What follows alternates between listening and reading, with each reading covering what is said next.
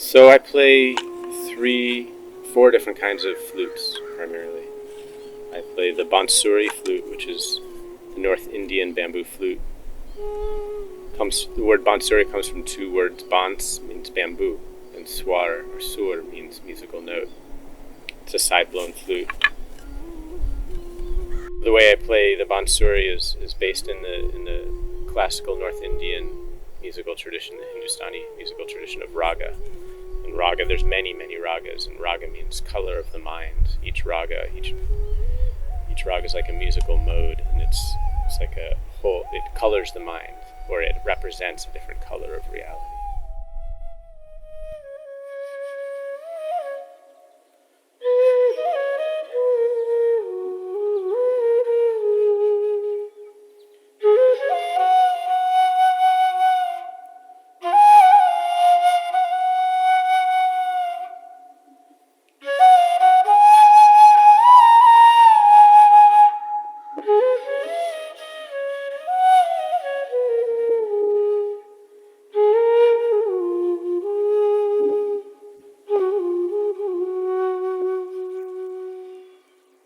And then I play the three branches of the Ney, or Ney. And it's pronounced Ney in Arabic, and Ney in Turkish and Farsi.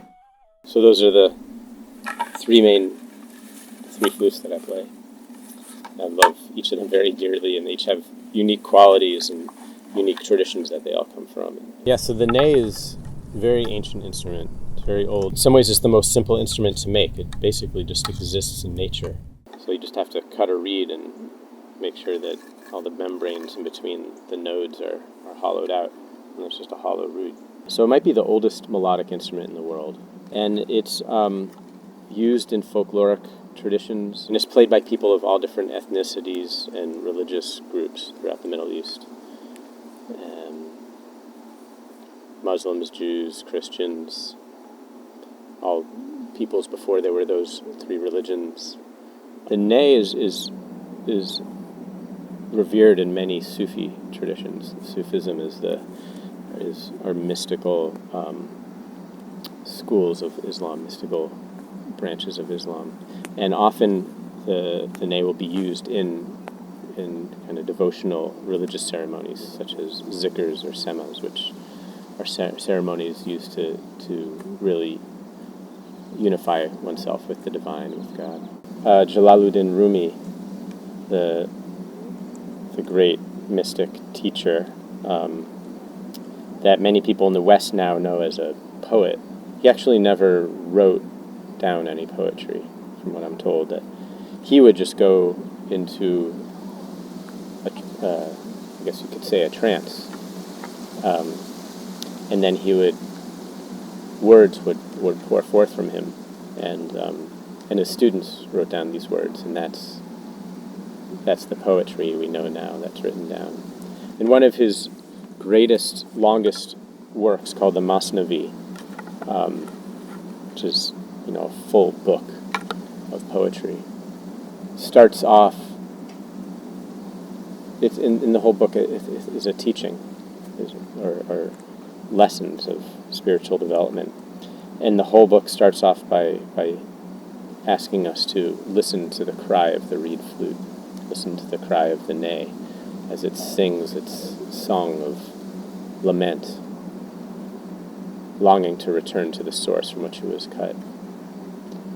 And this is like the condition of us, of humans, that we were in some ways separated from the source that we all come from, and are longing and working to reunify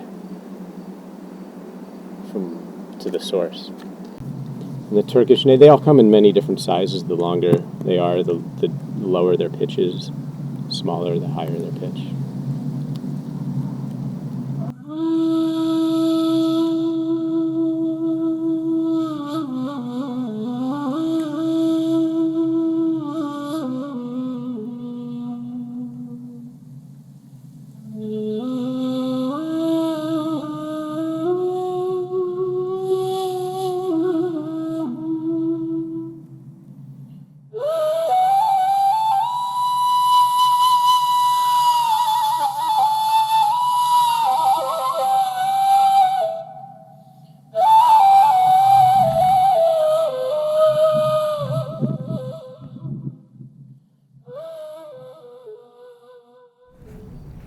See, the Arabic ney and the Turkish ney are both played on the lips.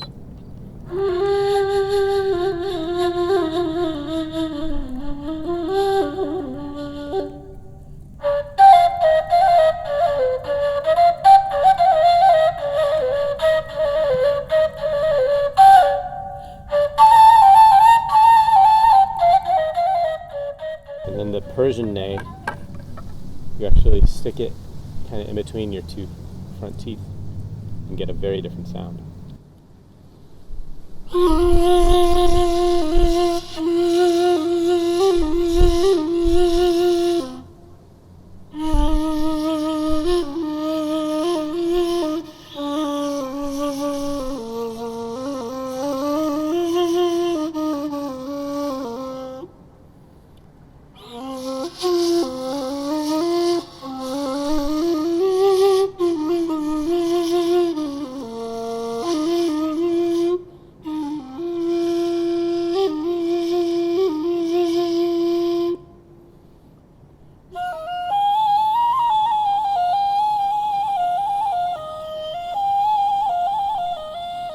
One of the things that I really love about music and Middle Eastern music is that it's a way to bring people together from different cultures. And because there's so much commonality in the music, you know, whether it's Christians or Muslims or Jews or Arabs or Turks, Persians, there's something that we find similar within each other's music. And I really enjoy bringing together people from these different traditions. And I feel like that's part of the message that I want to bring to the world, is showing how we can create beauty together when we come together and really enjoy, you know, bringing the sacred to the world, and how this is a good way to make peace.